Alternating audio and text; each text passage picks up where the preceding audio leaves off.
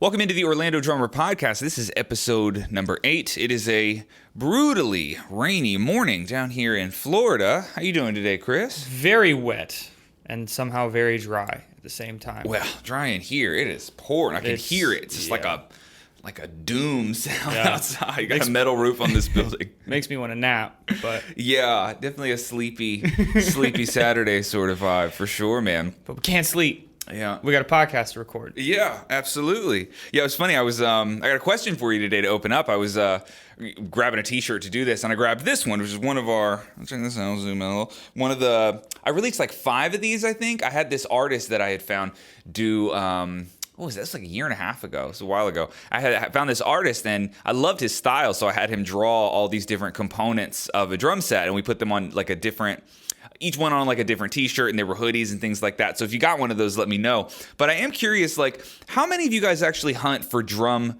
merch? And when I say merch, I mean like useless stuff that you would wear. So like t-shirts, necklaces, hoodies, hats, any stuff like that. I realized I've hunted for very little of that. For me, it always ended up like I would just collect drum t-shirts either because it came with something I bought. That happens a lot. Or you go to an event and Roland's like, hey, here's a t-shirt, like that sort of stuff. So I have this crazy amount of drum t-shirts, and I don't know that I've ever bought any. I just slowly collected them over the years. So do you ever buy drum merch, or is it just you just encounter it when you go to drum events? I don't know. Yours is the only drum merch I've purchased. I got the kick drum shirt that you got and a hoodie as well. That's the only thing. You got that gold one. That thing is fly. Gold. Yeah, it's big too. It's just a comfy, nice. Yeah. Perfect for this weather. Yeah, I thought about doing drum merch for Orlando Drummer before, like actual that it says Orlando Drummer somehow, but never really pulled the trigger. I don't know. It feels like it feels beside the point. Does that make sense? Yeah. Where it's like there's a thing we're focused on, and it's playing drums and getting good at drums and learning drums and sharing drum information, and then somebody comes out and they're just like, t-shirt. It's like, not really what we're going for here. But if you want a t-shirt, let me know. Maybe we'll do it one day. Maybe. It'd be cool. All right. What's our first segment? What we got? We'll roll into a newer one, a fun one, player puzzle. Player puzzle? That's right. This is super fun, man. So with so many drummers out there, it's hard to tell the difference, but some drummers are indistinguishable from others. We'll provide 3 hints to Adam in this segment to see if he can guess what drummer I've picked out for him. So let's see if we can stump him. All right. So we start out with an audio clue. Okay.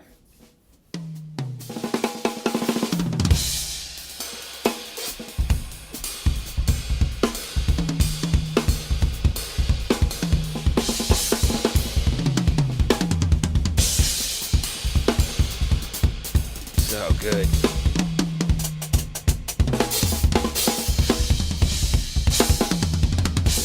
Man, I have a guess already just based off of the level.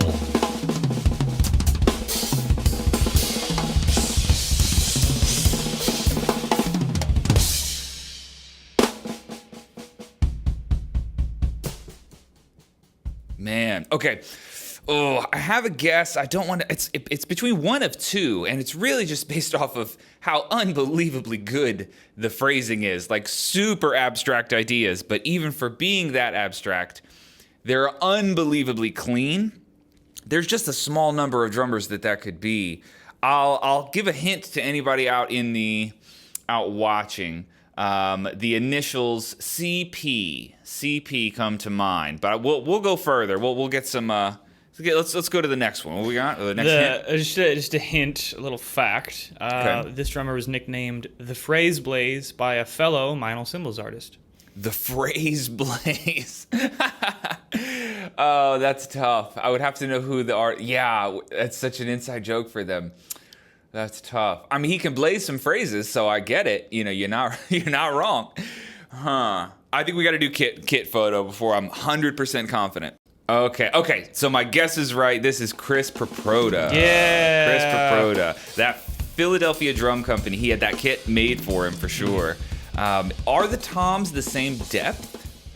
It looks like 10 by 7 and like 12 by 7, maybe 12 by 8. A little bit more on the shallow side.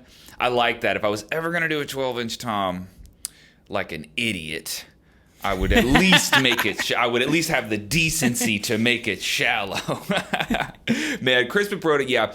And It's weird, man. He's the epitome of like, really, he could have been in Sleeper Spotlight in that people sleep on Chris Paproda. He is so unbelievably high level. It's really hard to describe how good that guy is. And he shreds a guitar, too. I mean, he's Does he really? Yes, he's very, very good at guitar. Dang. And just like with drums, unique style. It's not like he's just doing covers. I don't think he hardly does any covers. All original, all wild fusion stuff. Unbelievably talented. And that kit sounds so good. It's really bitey. I wonder if it's birch. I don't think it's like a maple kit. I think it's some sort of snappier wood. But he plays small sizes, and he's got super dried out cymbals. I mean, very, very unique kit sound, unique setup, and just so disgustingly good at drums. That's why I said there's only a handful of people that clip could have been. Mm-hmm. He's that good. So if you don't know Chris Paproda, go check him out. I weirdly don't think I've ever met Chris. He's in some like group drum chats.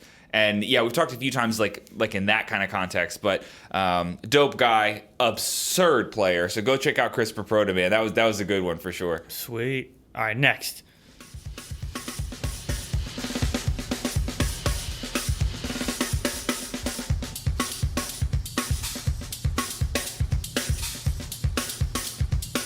Oh, I know this one. I somehow got this one.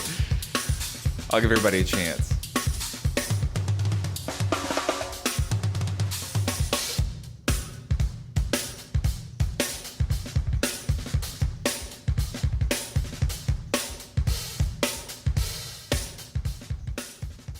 Oh, yeah. We're going straight in on the... Well, do I want to ruin it for everybody? Do I want to ruin it? Let's not ruin it. I know 100... If you don't know it, this one was difficult. You can't find... He's too unique. Yeah, of a drummer. Yeah, that's the thing. If you know him, you would recognize him right away. Yeah. Well, let's not ruin it. What's the hint? Give everybody at home the fun fact. So his country of origin is on the border of the Mediterranean Sea. A little geography for you. I picked that because you're terrible at geography. I'm so bad at my weakest subject. I don't know. I don't even know where I live. And yeah, here's his kit photo. Sure, send it over. Okay, so yep, I know exactly who this is. If you don't know, spoiler alert, it's coming. This is Dan Mayo. And Dan Mayo is, so we got to hang out at NAMM the last time I went. I don't know what year that was. We got to hang out with him for a little while. Super cool guy. And a very soft-spoken, sort of laid-back guy for such an aggressive, crazy player. But it's funny, I remember hanging out with him and Brody Simpson, who's just another disgusting player. And, Brody mentioned something about Dan's pocket where he basically said that where his pocket sits, like where he puts the backbeats of snares and where he places certain things, there's something about like the position where he chooses to put like the backbeats of snares, just a good example, where it's so uniquely his own like groove and pocket, sort of like a Benny Greb thing, in that like, oh, that's just how the grooves feel when this person plays it. Dan Mayo is very much like that. So there was something about the A&F kit, which is pretty distinguishable, and then the really dried out cymbals and the phrasing ideas, all of that helps. But also it's like where his groove sits. It's just like, yep, that's exactly where that guy's pocket is. It's really hard to quantify that sort of stuff. Like I don't know how to describe how it's so recognizable. It just kind of is. But yeah, man, that's Dan Mayo. And what country is he actually from? Israel. Okay. That would have been my guess, actually. Yeah. He's so good. Freakishly good. And he's got a project that he does. I can't think of the name of Dan's band. Yeah, go check out Dan Mayo if you don't know him. You very well might. He's done some bigger Meinl videos, and so has Chris Paproda, actually. But, man, you picked some savage Meinl artists for this one. Two absolute murderers, man. Murderers. Love them. That'll do it for Player Puzzle. Cool. Move on to Accent or Ghost. Accent or Ghost. This is a piece where we get Adam's view on many aspects of the drumming industry, and at the end we'll get an approval, an accent, or a disapproval, a ghost. So first up, what do you think about coded reso heads? Coded reso heads. And so that's a frustrating one. My buddy Matt Brown, who I've done an interview with Matt Brown on OrlandoDrummer.com before. He's a local guy. He's an engineer, and he's a really good drummer. But he's also like in drum guru territory when it comes to like teching. Like knows a ton about tuning and a lot of the physics that go into drums. Just a guy that can school you on a lot of topics. And I haven't hung out with Matt in quite a while, but we got food several times and did an interview here in the old studio. And I remember when I was talking with Matt about this kit, he was helping me tune some things up, and he asked if I had ever tried coated reso heads. I know they do it does a very specific thing. I don't want to like remember it incorrectly, but I'm pretty sure what it does is just like a little bit of extra muting. Like it really doesn't let the drum fully sing all the way. It sort of controls a lot of the tone, especially in toms. I don't know. I would say if you were going to do that, it would still have to be very thin. So probably somewhere around like an Evans G1 coated would be the move. Something not too overkill. I would be curious what happens if you go like G2, like, you know, two heavier heads on the top and the bottom. But I'm pretty sure just in the realm of control, it would be a good idea. I've definitely tried it before.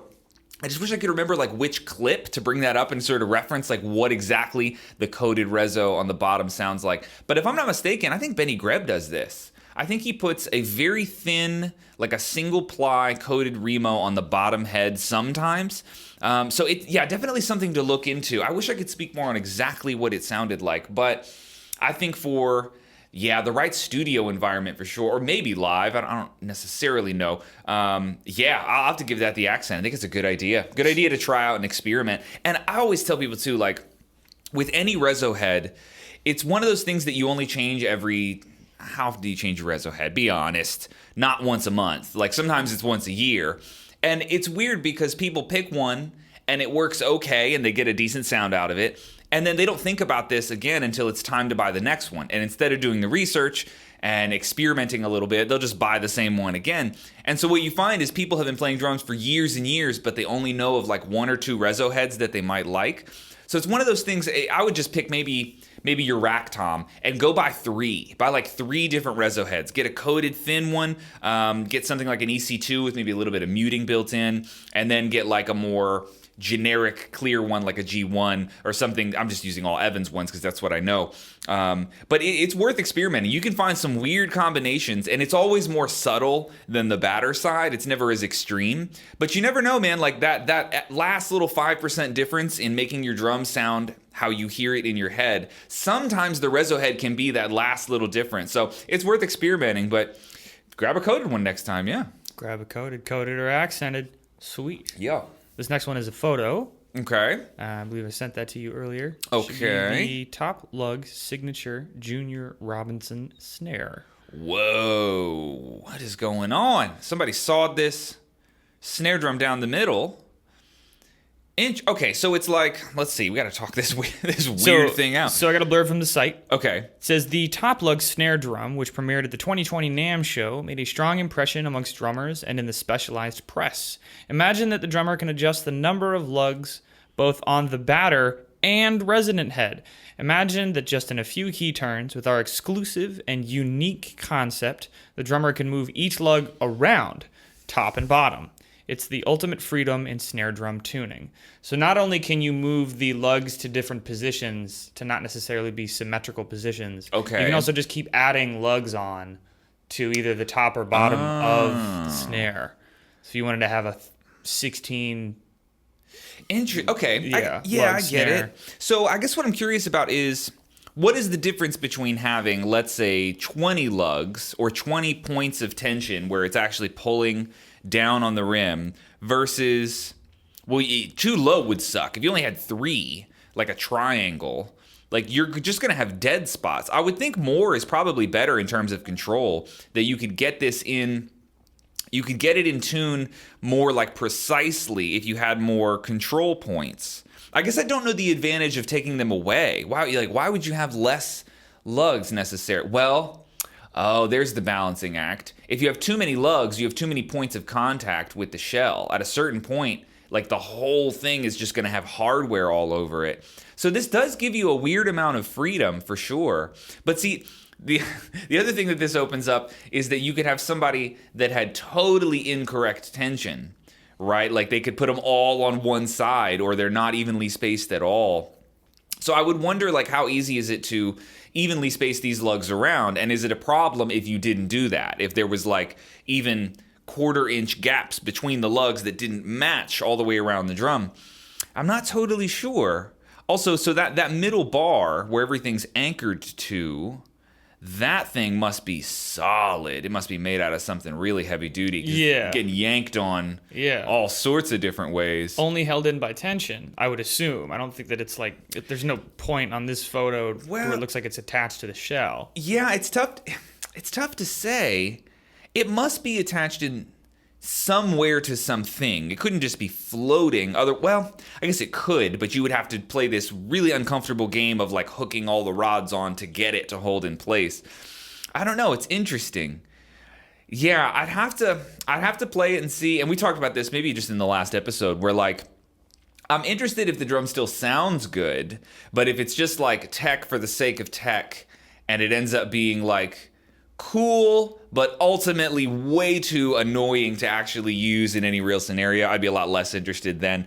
But it's interesting. There's a whole lot of ways to put a drum head over a circle and then pull it down tight, right? I mean, there's a whole lot of ways to do that. So this is kind of an interesting one. I do like the ability to rearrange the lugs. That seems like you could find some use in a studio, like a high-end situation where you would do that. I guess I just don't know exactly what the sound difference would be between 10 lugs and 6 lugs. Maybe just more like precision, right? The more lugs you have, you can really dial that in by tuning, 1 inch apart from each lug or something like that. That's a little ridiculous, but yeah, interesting. I'll give the concept the accent, but it's a skeptical accent. I'm not too sure how necessary this is. And no comments on the price? 1,200 pounds? What's that in USD? Euros. So it's going to be a little bit more in US dollars. See, I'd have to hear it. I'd have to hear it to say, because what if it sounds no better than a $400 snare drum? Then all of a sudden you're paying for this, like, you're paying for a concept and for tech, which is admittedly very cool and very impressive. But at the end of the day, if that's the only thing to be appreciated is just the tech, there's better ways to spend your money, I think. So I don't know. Also, you got to have some sympathy for the people that make this, in that they're probably just basing it off of what it costs them to make it. And it's probably not cheap to make something that doesn't exist, right? You haven't scaled it, things like that. So I don't know. But for a snare collector, if you were into some wild snare drums, this one would probably be on the list, because that's cool. I've never seen a snare drum like that. So, points for originality, man. Absolutely. Sweet. Skeptical accent. Yeah. All right, cool. So we're going to move on. Next topic. What do you think about 3D printed drums? And I have an example. I sent you a photo of the Wiz Drum all-in kit. This is a kit that is fully 3D printed. Whoa, we're already there, huh? Wiz Drum. Let's see. Well, read us the thing first. Let's go through it. So the Wiz Drum kit has a beautifully unique sound and is suitable for the various genres. It's very compact, and that makes it perfect for small spaces and traveling. It features a revolutionary and easy tuning system and is quick to set up. With the Wiz Drum all-in kit, you can play in both a standing and sitting position. The hi-hat can be played with a manual hi-hat system as well as foot pedals. It's available in 6 color schemes. Yay! Shipping costs are calculated at checkout. Yeah, a little typo there. Come on, Wiz Drum. And 11.53 euros, which is I don't know, $1,400 US. Interesting. First of all, I have a weird pet peeve for standing up and playing drums. Sit down. I don't like that. I don't like that. Do Latin music where it is acceptable for you to stand. It's like at the drum set. I don't get it, because there is zero advantage to doing that. None whatsoever. So it seems very like attention-seeking-y is what it seems like. We're just doing a weird spectacle. Like, you don't have to do that, and it's actually way easier to use the pedals if you sit. But of course, Latin percussion, all that stuff changes a little.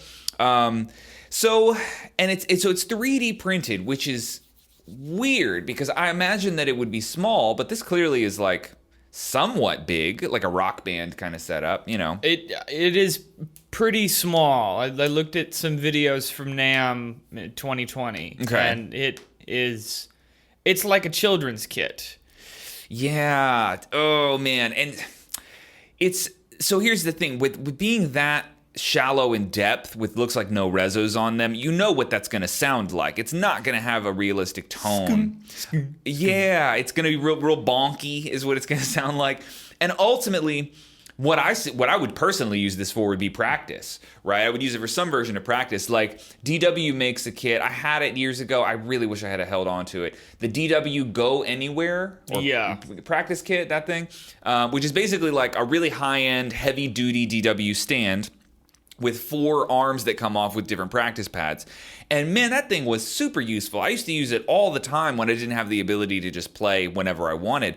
Tony Royster owns that, and I've seen him post clips with it years ago. It was a popular little thing, and for like $179, something like that. Yeah, pretty affordable. Yeah, that's pretty affordable for what it is. I've also seen Meinl, who makes all sorts of different practice pads. I've seen people rig up.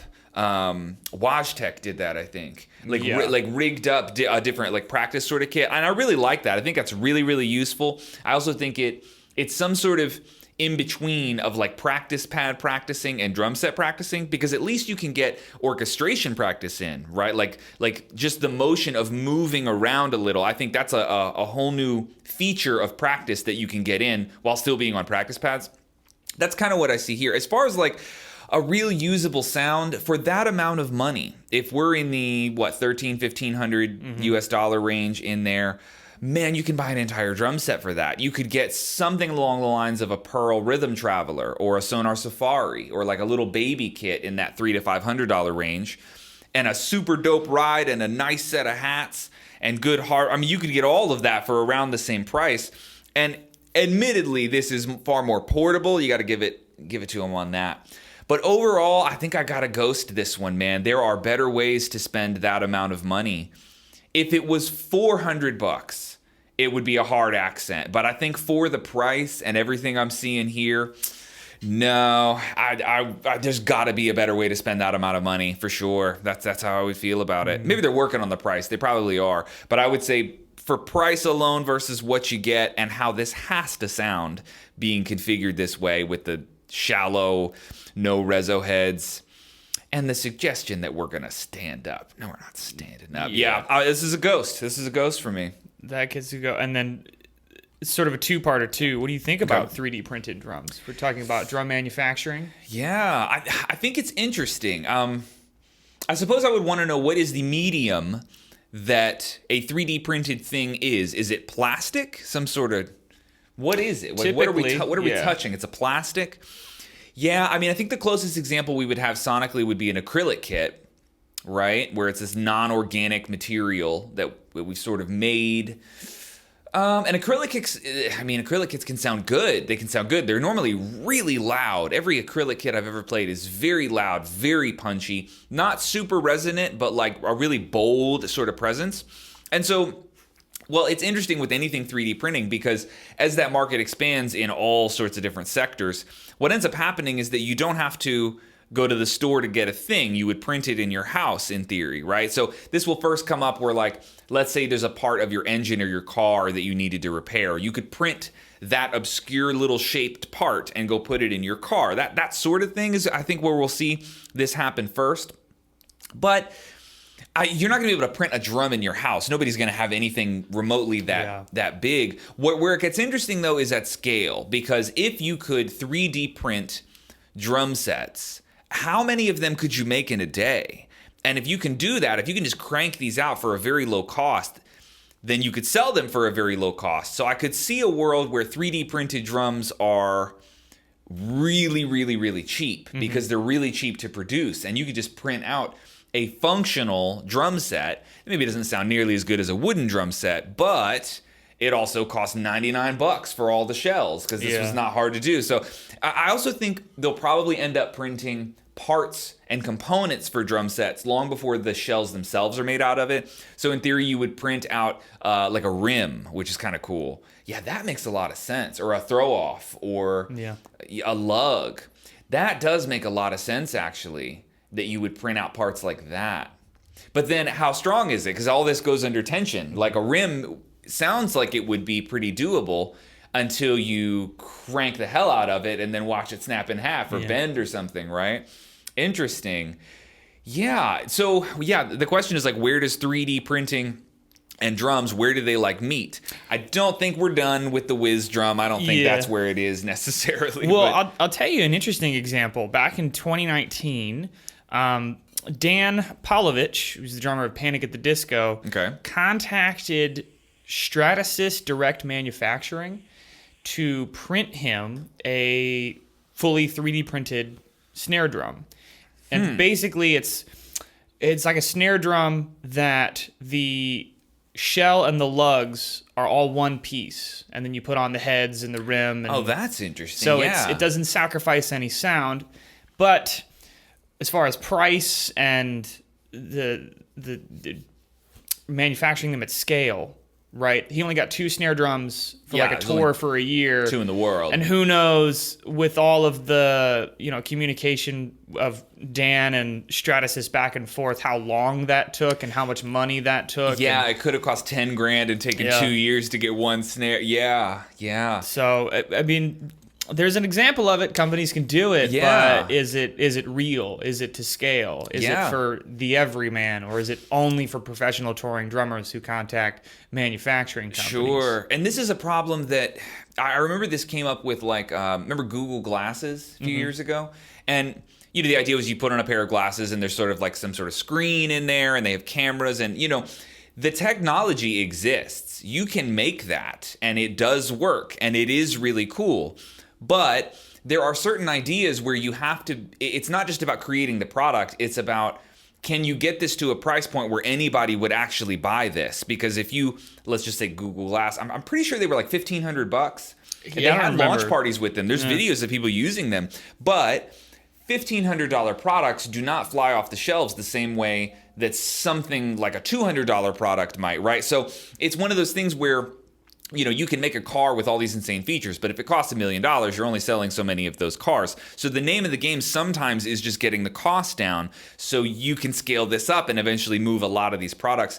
I would think that's one of the battles that you have with 3D drum stuff is like, well, can it be done? Yes. But can it be done cheaply and to scale and then distributed where this is in the homes of like half the drummers in the world? That game can take 10 years to play, or rather that problem can take 10 years to solve. So it's interesting that there's examples out there, but there's also no examples that you could just go grab off of a shelf, right? There's a reason for that sometimes. So I'd be curious. I think we'll see more of this in the future. I'm sure we will. Cool. We're going to Accent and Ghost 3D printed drums. 3D printed as the concept, they exist in the world today.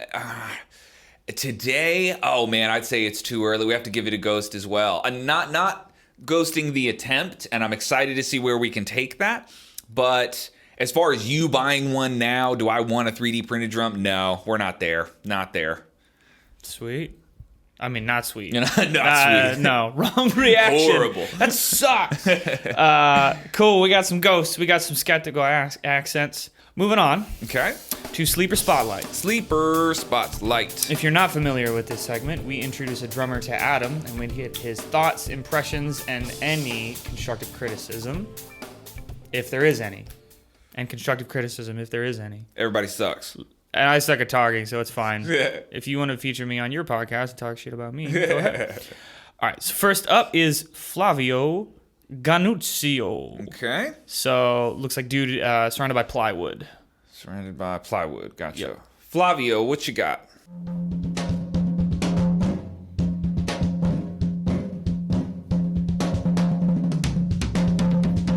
Little Coleman.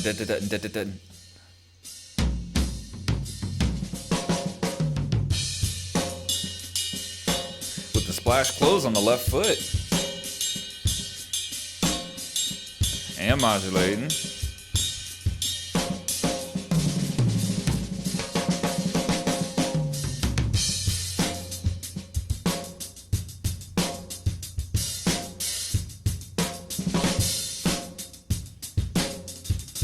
Ooh, right.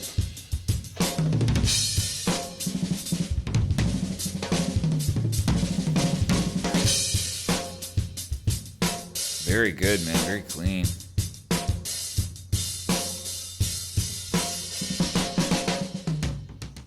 Awesome, man.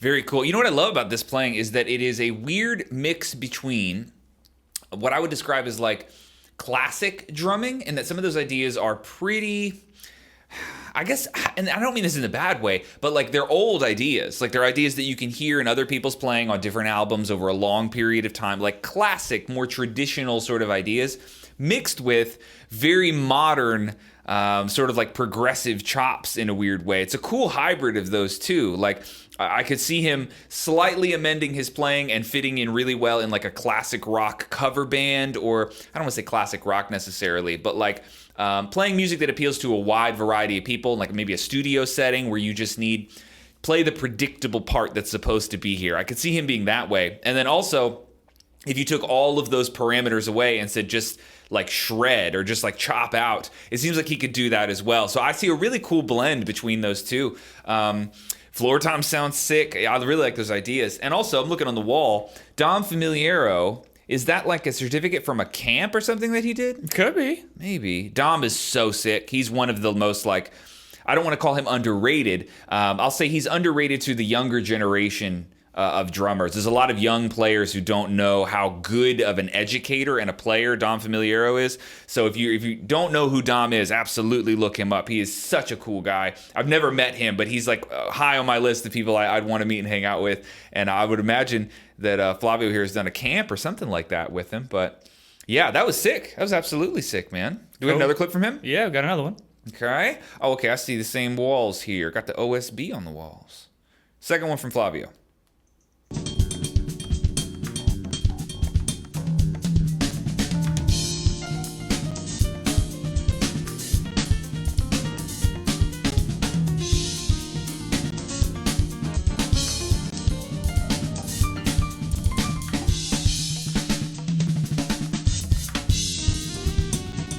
Yeah, Weckl, it makes sense.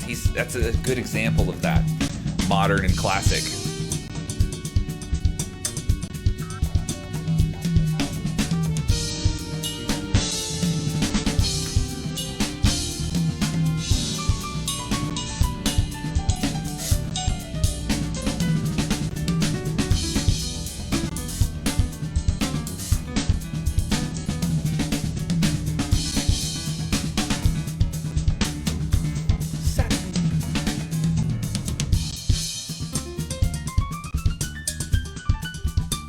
Very good, man. Very, very clean, intentional playing, absolutely. I can hear some Weckl in there. I mean, obviously he's playing a Weckl track, but yeah, Weckl is probably a good example of like playing what is supposed to be played in the spot, like kind of in a weird way predictable, like, oh, that was the right fill, that was the right choice for that moment.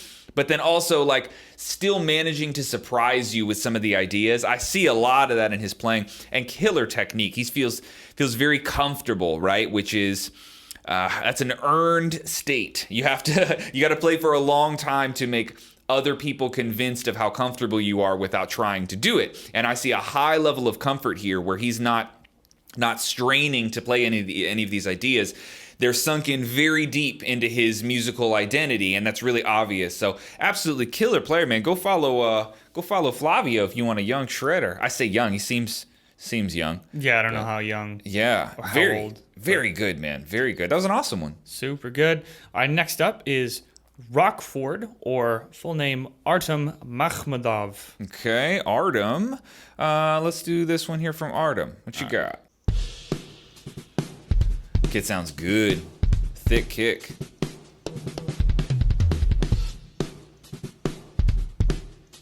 Did it get?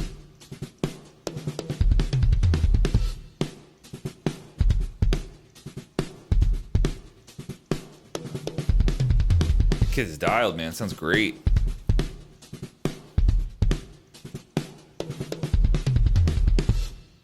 Man, that kit sounds so good. Really, really awesome kit sound. I like how fat everything is. There's like a thickness to the entire mix for sure. And cool fill too. I feel like I have one, what's it called? Oh God, it's like 8 years ago or something. A fill that I taught a lesson on YouTube that was like really, really similar to that. Cool little linear chop idea for sure. Really, really clean playing. I also like had some hi-hat embellishments in the groove that were like very simple, but like very cool sounding. Like a little, not triplet, but like a little triple thing that he put in on the hi-hats there. Really, really cool, man. Clean playing. And again, I love this kit sound. I love how like meaty the whole thing is, but very, very clean. Let's go to the next one here. What we got?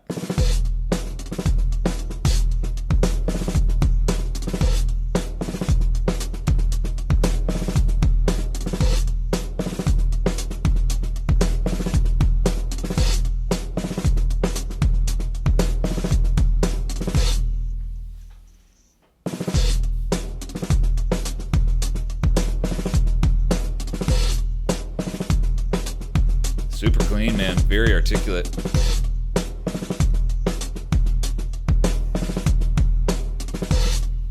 Slow it down.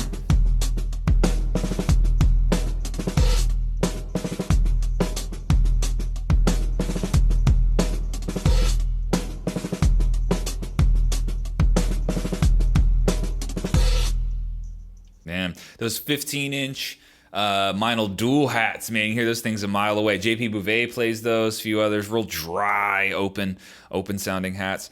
Very, very cool, man. It's grooves like this one where there's a little bit of syncopation in the snare hits happening so that the backbeats aren't all on 2 and 4.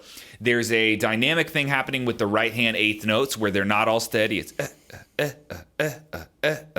and then there's 30-second note diddles, right? And so we embellish them in different ways, sometimes on the hat, sometimes on the snare, sometimes mixed between the two.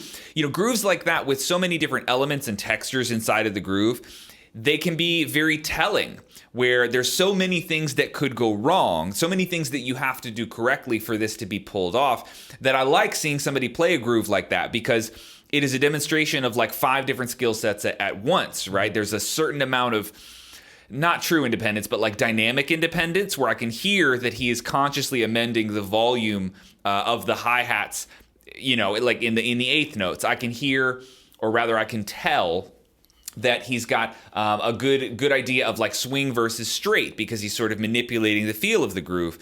I can tell that he's done some sort of permutation work, because he's really comfortable putting the snare not where it's supposed to go, but a little bit over here, right? Like that funk syncopation.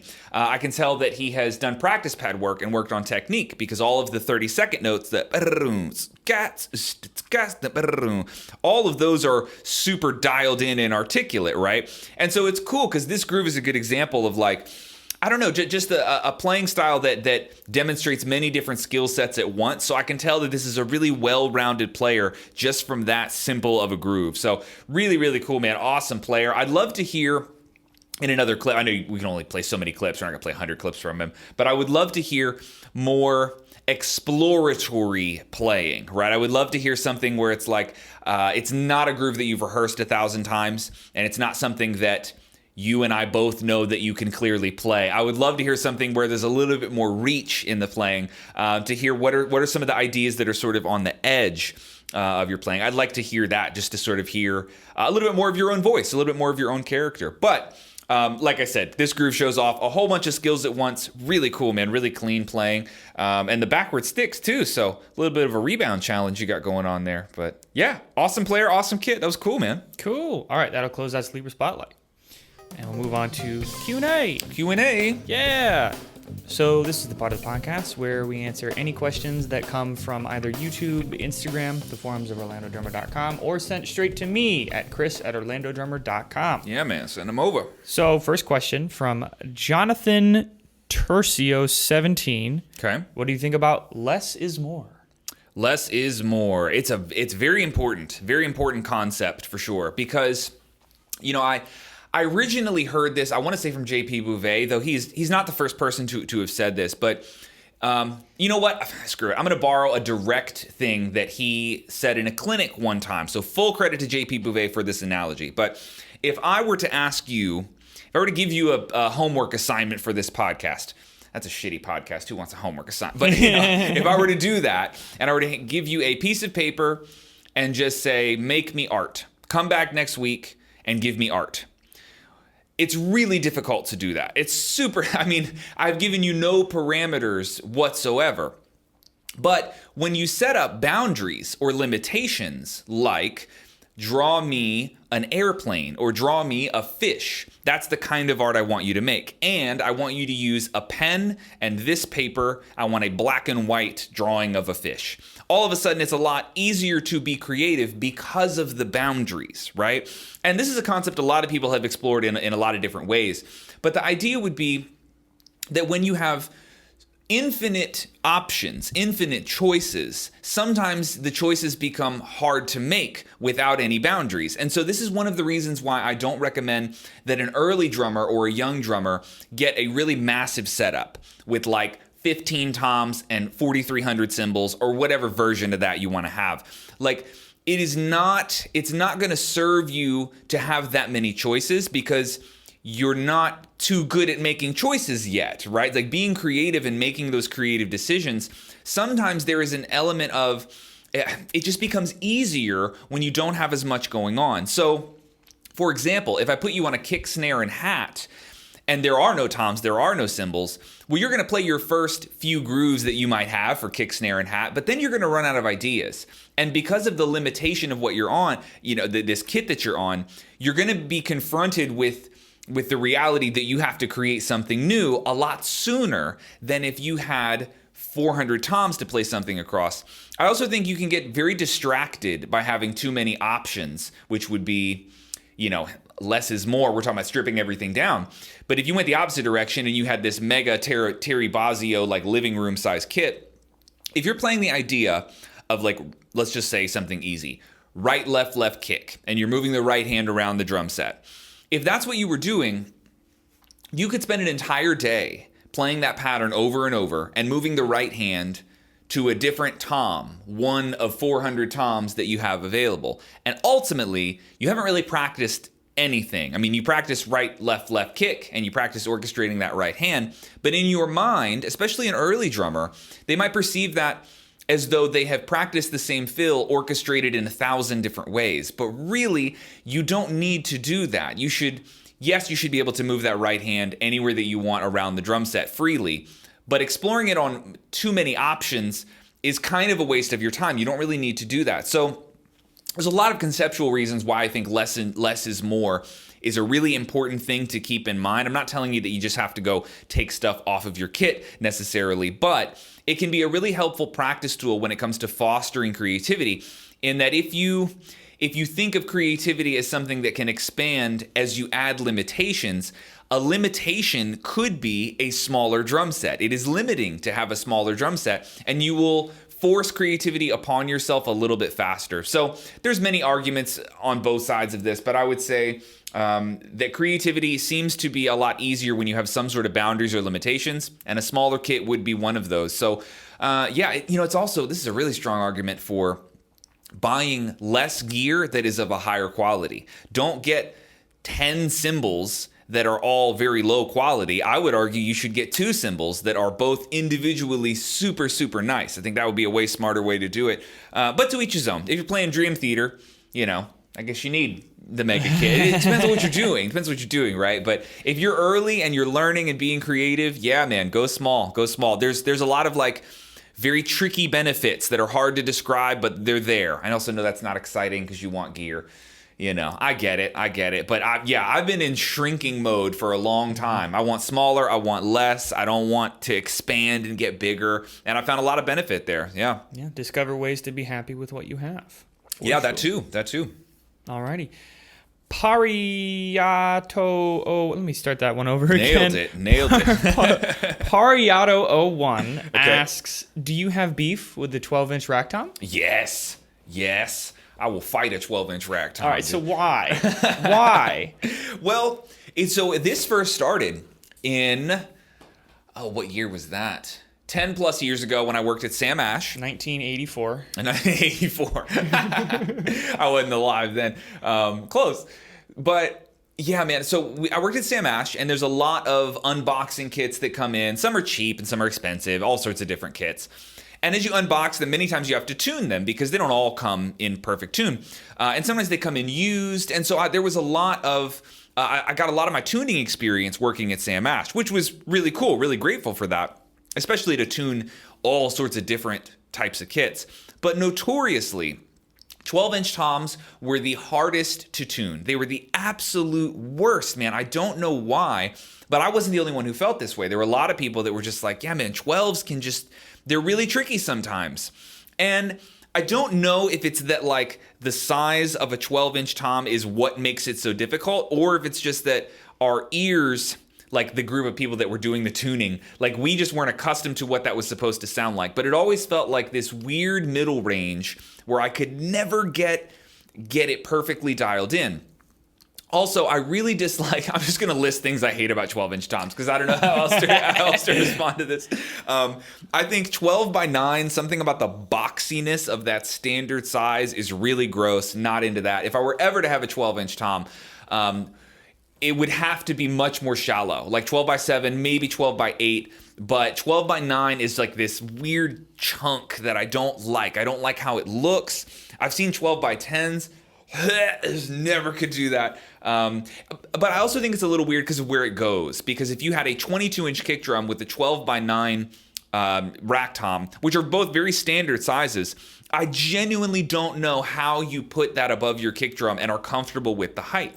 Because for me, it's not even close to where I want to keep my tom. Admittedly, I play a 10x7 rack tom and a 20-inch kick drum. So spacing my rack toms and my kick drum, not a problem that I have. It's very easy for me to do. And if I had, I think the SQ1 12-inch tom is probably 12x8, like more of a fast size tom. You know, it would be on the line, but I could still make it work. But if it was a 22-inch kick drum with that same 12-inch rack tom, I would be out of the territory that I'm comfortable with as far as positioning and placing that rack tom. There's just no way I can put this where I would want to have it as far as the heights go, right? So there's just like a number of reasons that it just like these add up over time where I'm like, they're really difficult to tune. I don't know where to put it. And then combine that with the fact that I have always played a 4-piece kit. So it also feels like totally unnecessary in that I never listened to or played music where I had to have this middle tom sound. And then once I added a second floor tom I did several years ago when I got this SQ1, you know, for me, that's my third tom. It's just over there. It's just another floor tom. And then I built all these mannerisms going down with 2 floor toms. So it's almost like I wouldn't know what to do with the 12-inch rack tom, and I don't know how I would place it, and they're difficult to tune. So for that variety of reasons, I'm not a 12-inch rack tom sort of person. And now, with that said, I have never, if I had one that was like customized and I was able to like pick the wood of it and where and the depth so I could place it correctly, I would be interested in trying it out to see if I could make it work. But then it comes with all these problems. Where does your ride cymbal go? All the way over to the right? No, that's not where I play my ride cymbal. I want it high and sort of close. So there's a whole game that I'd have to play with my setup, and that just drives me crazy. That seems like a lot of uncomfortable changes. So yeah, maybe one day, but if you're looking for somebody to sweet talk a 12-inch tom, you got the wrong dude on the wrong podcast. Not gonna happen here. That's why we don't mention 12-inch rack toms. Don't even talk about them. Yeah. Don't even talk. Adam hit me once. It wasn't fun. Yep. Okay, that'll do it for Q&A. Cool. So you can submit any of these questions on the InstaChops Instagram, YouTube comments down below, members area of orlandodrummer.com, or email me personally. Yeah. I get it in my inbox on my phone for you to ask whatever questions occur to you while listening to this podcast. Send nudes. At chris@orlandodrummer.com. Don't send pictures. All right, I'll leave it to you to close out the podcast. Cool. So I thought it would be interesting or fun to close out today with something a touch controversial that I have posted about before, so this shouldn't be too big of a mystery if anybody's followed me on Instagram over the last year or two. And that is this concept of repost pages. So I first want to start out by saying that, there's a right way to do this sort of thing, like to have a repost page. On Instagram specifically is where this happens most of the time, but they exist on every platform. On YouTube, on Facebook, there are people who make an entire platform which is centered around the idea of taking content that they did not create, very often without permission, and redistributing that content to a very generic group of fans that are in that sector. And I think the right way to do this is something along the lines of a company called Pickup Jazz. They're just called Pickup now. They've changed a lot of stuff. But they are effectively like a community hub, where that's sort of the intention here, is that they bring everybody together over this common theme, and they offer exposure to the people whose content that they're using, and they build like a separate sort of community here. I'm not opposed to that concept, and I think there is a right way to do it. The closest I've seen it done would be something like Pickup, right? But with that said, there is something that I take issue with when it comes to taking content that does not belong to you and redistributing it with the intention of either monetizing that content or somehow just trying to accumulate like this personal gain from stuff that you didn't create. Because I've seen this many, many times. There are pages with 100,000 followers, 200,000, 500,000, 2 million followers. And the person running that page, this entire concept, has created or contributed literally nothing to this entire industry. And this is also paired with the fact that many times they're not actually asking the people to use their content, which as a content creator, I do take a lot of issue with that. It's not that you can't use somebody else's content, but that it's that you need to have permission to do so at the very least, right? And context does matter for sure. Obviously, you know, if you're a fan and you're reposting your favorite drummer's piece of content, that's certainly a different scenario. If you run a podcast like this one and you are, you know, you have a guest on your podcast, like you're going to use their content to do a little promotion. There's many, many examples of where it would be okay to do something like that, to use someone else's content without explicitly asking. But, you know, I've had this message to everybody that's ever followed me. You know, a ton of you guys I know follow repost pages that just, you can expect that they'll find some cool drum videos and they'll repost them and put them all in one spot. And it is a cool mechanism for you to discover new drummers.